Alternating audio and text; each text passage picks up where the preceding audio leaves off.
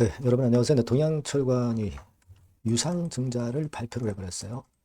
자, 최근에 액면 병합을 하면서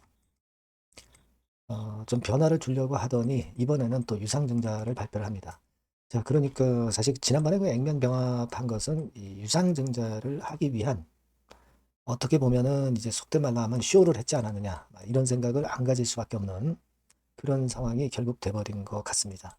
자, 이것이 그러면 어떻게 영향을 미칠 것이고 매매는 우리가 어떤 방향으로 해야 될 것인가 이 부분을 말씀을 드리도록 하겠습니다. 그리고 영상의 끄트머리 부분에서는 잭팟줄을 터트릴 수 있는 종목을 하나 공개를 해 드릴 거예요. 네, 오늘 처음으로 이제 공개를 하는 건데 자, 요것은 여러분 매매 잘하셔서 꼭 그 잭팟 한번 터트려 보셨으면 좋겠다는 생각입니다.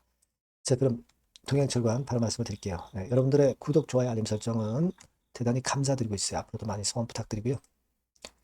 그리고 이제 액면병합 이후에 증자 발표까지 이제 했기 때문에 주가 변동성이 엄청 클 것 같아요.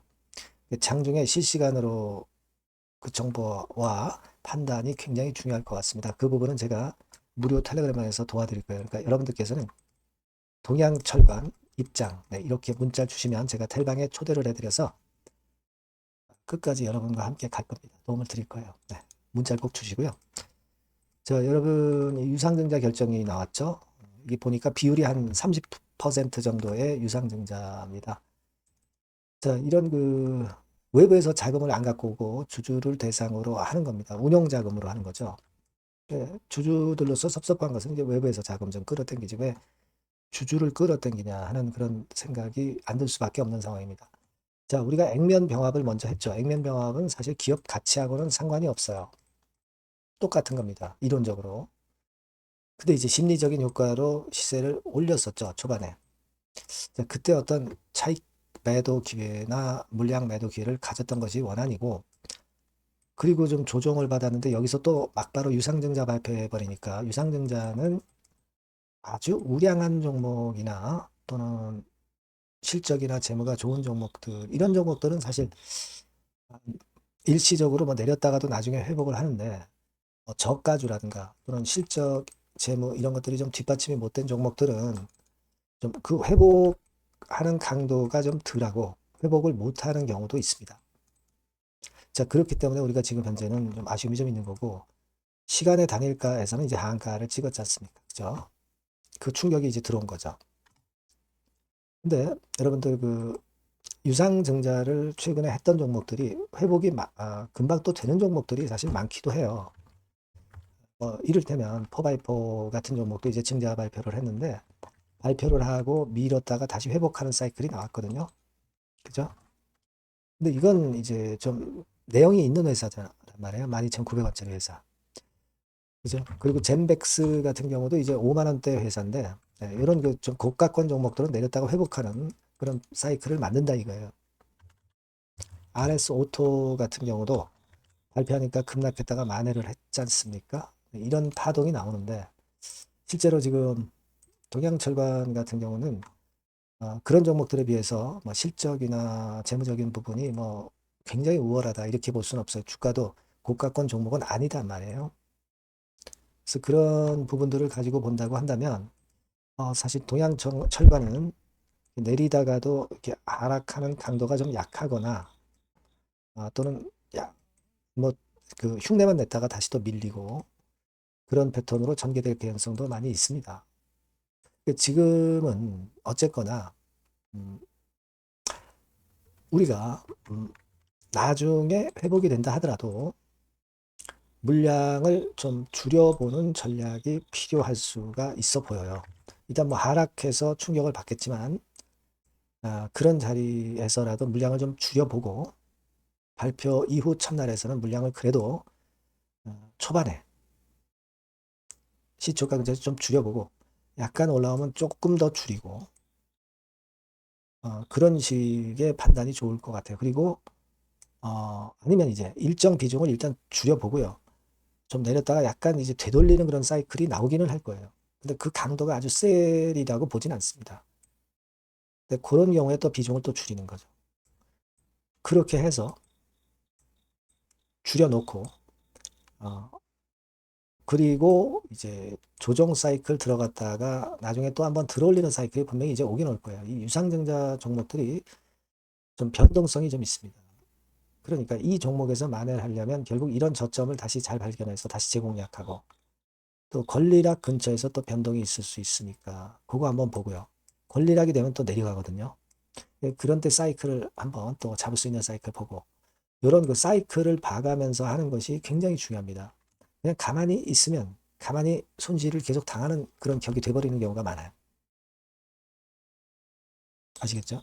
그러니까 탄탄한 기업들은 증자를 하면 싸게 잡아가지고 물량을 늘려서 나중에 주가 상승을 노려볼 수가 있는데 탄탄하지 못한 기업들은 그렇단 말이에요.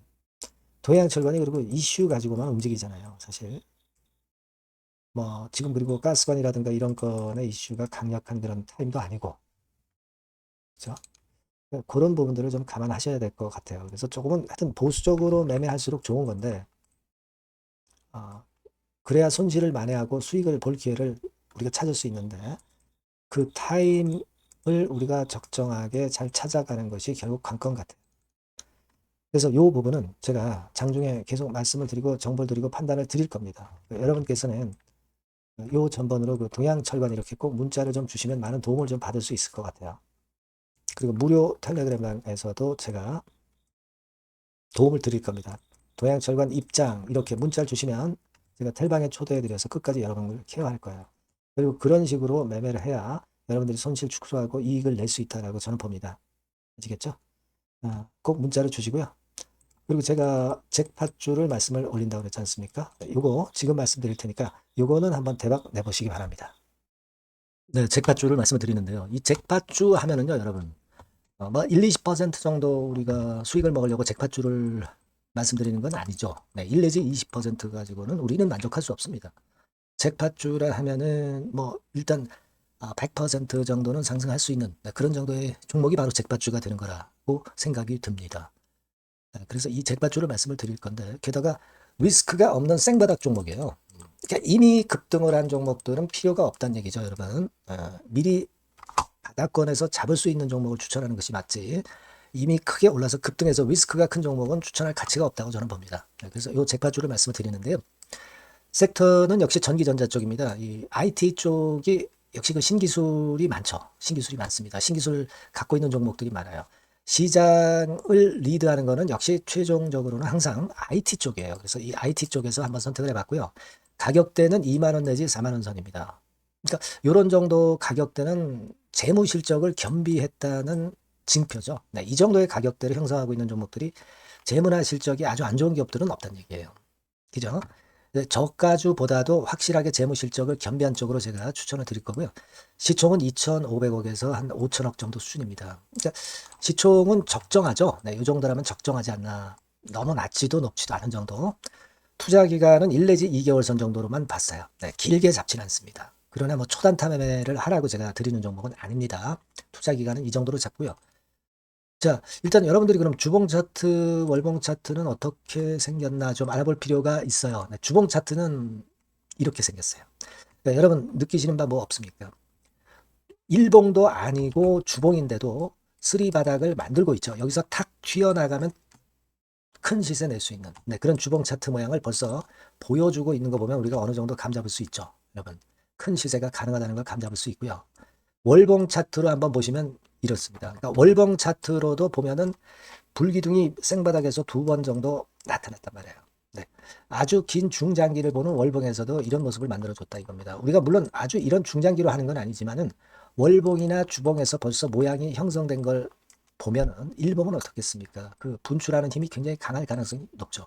그러니까 요 주봉이나 월봉은 앞으로 흐름이 괜찮아질 것이다라는 사인을 주봉이나 월봉에서 여러분들이 이렇게 미리 그 예측을 할 수 있는 겁니다. 네. 그런 측면에서 제가 주봉과 월봉을 보여드린 거예요, 여러분. 네. 아시겠습니까? 그거 하고요. 그리고 우리가 이제 수급이 뒷받침이 안 되면 안 되겠죠. 그러니까 웨인 메이저 동향을 한번 볼 필요가 있습니다. 웨인이 빨간 선이에요. 최근 한 달 동안에 보시면 웨인이 선취매해서 초강력 매집을 하고 있다는 건이 이 빨간 선 그래프에 나타나 있지 않습니까? 그죠? 그러니까 이거는 뭐 두세 달도 아니고 한 달 동안의 패턴이기 때문에 시작 단계로 볼 수가 있는 거예요. 네, 웨인이 강하게 먼저 끌고 나가고 있는 초기 국면이다. 이렇게 보시면 된단 말이에요. 아시겠죠? 네, 그겁니다, 여러분. 그렇게 보실 필요가 있겠고, 자, 그리고 웨인 메이저 동향까지 봤죠. 그리고 순이익 같은 경우를 우리가 볼 필요가 있어요. 순이익 같은 경우가 어떤 특징이 있나, 영업이익 같은 경우 어떤 특징이 있나, 요거 좀 살펴볼 필요가 있잖아요. 네. 그래서 그 부분을 말씀을 드리면 요겁니다, 여러분. 그러니까 여기는 조금 흐릿하게 제가 표시를 했습니다만은 작년 영업이익 대비해서 올해 영업이익이 무려 8배 정도 폭증할 수 있는 가능성이 있어요. 컨센서스가 그렇게 나와 있습니다, 여러분. 물론 이제 컨센서스하고 약간의 오차는 있겠지만은 뭐 5배면 어떻고 8배면 어떻겠어요. 그런 정도면 시세가 폭등할 것은 사실 자명한 거죠. 특히 그 순익 같은 경우는요, 5년 만에 큰 폭으로 흑자 전환했다는 겁니다. 5년 만이에요. 적자에서 흑자로 턴어라운드 됐다는 점입니다. 그러니까 이 실적 모멘텀도 대단히 좋다. 이걸 우리가 알 수 있고요. IT 섹터가 여러분 파워 배수가 높죠.